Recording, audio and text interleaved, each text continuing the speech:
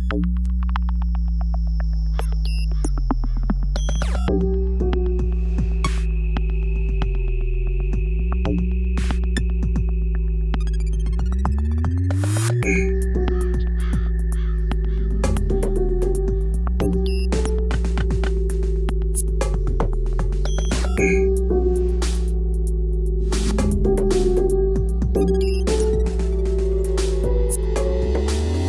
dag har vi en spennende gjest med oss, ærlig talt.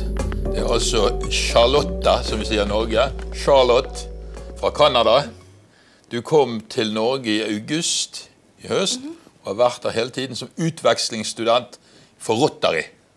Og du har sånn flott jakke på deg i dag. Er det på grunn av 17. mai, eller hva er dette for noe? Nei, det alle utvekslingsstudenter. Vi får en sånn jakke, og det rød, for de kanadisk. Ja. Og så alle disse pinner fra forskjellige utvekslingsstudenter at jeg har møtt før jeg reiste hit, og så i Norge også.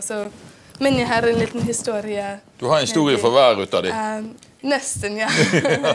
Men jeg så. Men du er altså 18 år gammel, og har gått på videregående i Porsgrunn det siste året. Du var ferdig med videregående i Canada når du kom, og så skal du tilbake til Canada i sommer og studere videre. Hva er den største forskjellen mellom å leve som ung kvinne i Canada og leve som ung kvinne i Norge? Jeg tror en av de største forskjellene på videregående. I Canada vi har mange klubber og lag og musikkgreier på skolen, så vi har en litt mer samfunnet på skolen, og vi har litt mer sånn videregående og sånn. Det meste som skjer på skolen, altså? Ja, litt mer. Og så her, du har venner på skolen, men også hvis du spiller fotball i en annen lag ute i samfunnet, så det er litt forskjell. Og så, jeg fikk mer lekser hjemme i Canada. Jeg gjorde det, ja? Ja. Er norske ungdommer late? Ja. Lazy? Ja, nei, men det var litt forskjellig skolesystem. Så ja, det har vært... Og du har bodd hos 3 forskjellige familier i Grenland. 2 i Skien og 1 på Heistad? Ja. Og du bor på Heistad nå? Ja. I øyeblikket. Er det forskjell på hvordan på en måte familielivet er her i Norge og i Canada?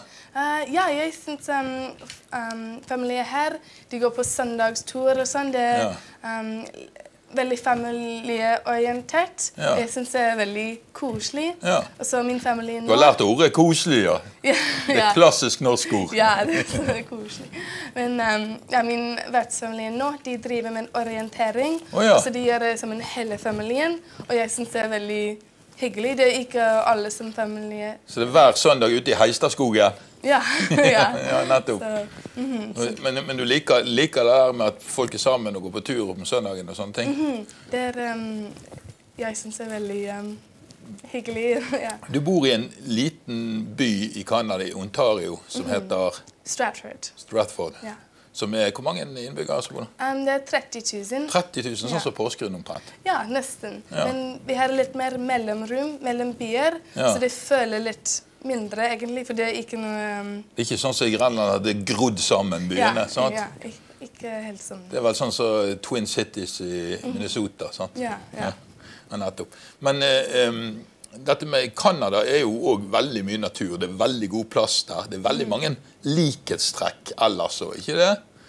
Ja. At landet ser litt make ut som Norge, med fjell og skog og disse tingene. Ja, litt hvor jeg bor, det er ganske flatt. Det er litt mer prærie i Ontario. Ja, litt. Og så litt nordover, det er mer fjell. Men vi kjører ned til New York til å stå på slalomski. Eller vi må kjøre 5 timer nordover. Men det er litt nærmere å kjøre. Det er nærmere til New York. Det er staten New York. Du kjører ikke slalom i New York City, nei. Nei, i staten. Staten New York. Det er rett over grensen til USA. Ja, så det tar 2 timer til grensen fra hvor jeg bor, så... I morgen så har vi en stor dag her i Norge, 17. mai, som vi er veldig stolt av. Hva er det du skal gjøre på 17. mai? Jeg spiller i korps ute i Brevik, så jeg skal marsjere med korps. Så jeg er glad at jeg har en ting å gjøre, så jeg føler inn i samfunnet, føler litt norsk. Integrert i samfunnet? Ja, det er veldig glad for det. Kjenner du til historien bak 17. mai-feiringen i Norge? Litt. Ja, jeg tror jeg skal lære litt mer om det. Du får lese for livet nå i de siste timene før feiringen, sånn at du fullt utdannet. Det viktig. Det 199 år siden Norge fikk grunnlov, og det det vi fortsatt feirer. Ok. Så vi har ikke så mye å feire her i landet, så det vi har, det må vi feire i mange, mange år. Ja, det spennende. Men i løpet av dette året, har du blitt kjent med mye folk? Er det lett å komme i kontakt med norske ungdommer og andre? Ja, det et grunn hvorfor skole bra. Og så på denne Rotary Klubb, vi har møte hver uke, så jeg blir kjent med de medlemmer der. Men Rotary, ikke det bare gamle folk det, eller? Jo, du må være forsiktig med hva du sier. Det en voksengruppe, men jeg har blitt kjent med noen av sønn og datter. Ja, nettopp barna til de som går på Rotary. Ja, nettopp. Og så, fordi jeg har vært i 3 forskjellige familier, jeg har blitt kjent med forskjellige vennegrupper deres, og så, så jeg har blitt... Så du føler at du en del av en større gjeng? Ja, jeg har fått en litt livet her. Ja. Men så har jeg hørt rykter om at du har en kjæreste i Kanada. Ja, det har jeg. Og nå har du vært vekk så lenge, nesten et år.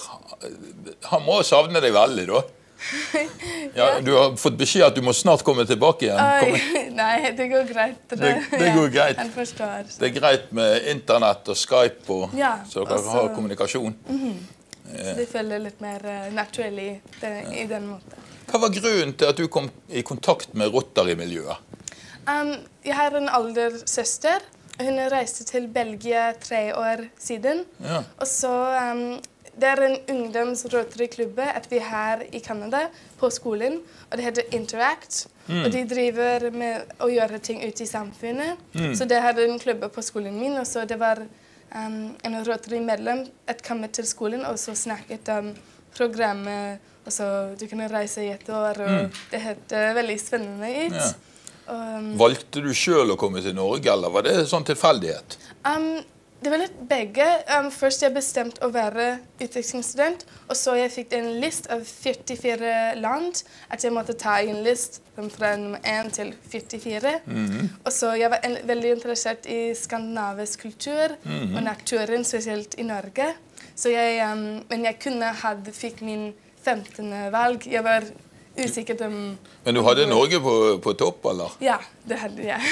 Det det vi liker å høre i dette landet her. 44 å velge mellom du valgte Norge. Vi veldig glad for at du gjorde det. Jeg har hørt fra Rotary-miljøet at du har holdt foredrag, og du full av ideer og entusiasme og energi.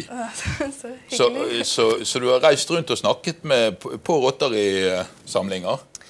Ja, min første uke jeg var her, jeg gjorde en liten presentasjon om byen min i Kanada og forskjellige deler av Kanada, og også mitt eget liv, hva jeg driver med hjemme, og hva jeg var interessert i. Så i den måten jeg ble kjent med de, og så, som jeg sa, de har tatt meg på en fisketur og sånne ting, så... Ja, jeg blir kjent med det. Ja. Så når du reiser tilbake til Kanada, så skal du i gang videre med utdannelsen din. Hva tenker du å utdanne deg til nå, da? Jeg skal studere biologi på universitet. Og så jeg usikker hva jobb jeg vil ha, men jeg interessert i mange forskjellige ting, så vi må se. Jeg har hørt at du opptatt av dette med miljøvern og disse tingene. Jeg tenker det en viktig ting å gjøre, spesielt nå at mye jobb kommer ut, og det veldig viktig tid nå til å gjøre ting på miljø. Og så jeg tenkte det spennende, jeg liker vitenskap, og også skrive, så kanskje jeg kan blande det i et eller annet jobb. Det hadde vært veldig gøy hvis du før du reiste tilbake til Kanada skrev en artikkel om ditt år i Norge, og den trykker vi gjerne i avisen her, Telemarksavisen. Så det hadde vært veldig hyggelig. Har du lyst til å gjøre det? Ja, det kan jeg. Det veldig bra. Kommer du noen gang til å komme tilbake til Norge? Ja, jeg håper det. Som jeg sa, jeg har en nær forhold med min vertsfamilie og venner her nå, så jeg synes det 2 år kanskje, komme tilbake og så besøke Verden er blitt et lite sted, sant? Ja, det er Nå skal du høre, når du skal ut og gå i 17. mai-tog i morgen, hvis ikke du må gå i den delen av tiden du ikke må gå i uniform, så kan du godt gå i den jakken der. Ja, det kan. Alle ting som skinner litt er fint på 17. mai. Ja, min vettsmor har egentlig sagt at jeg kan låne bunaden hennes, Ja. så jeg er veldig spent. Du har 3-4 antrekk du for dagen da. Ja. Tusen takk for at du kom, og takk for at du hadde lyst til å være et år i landet vårt. Tusen takk.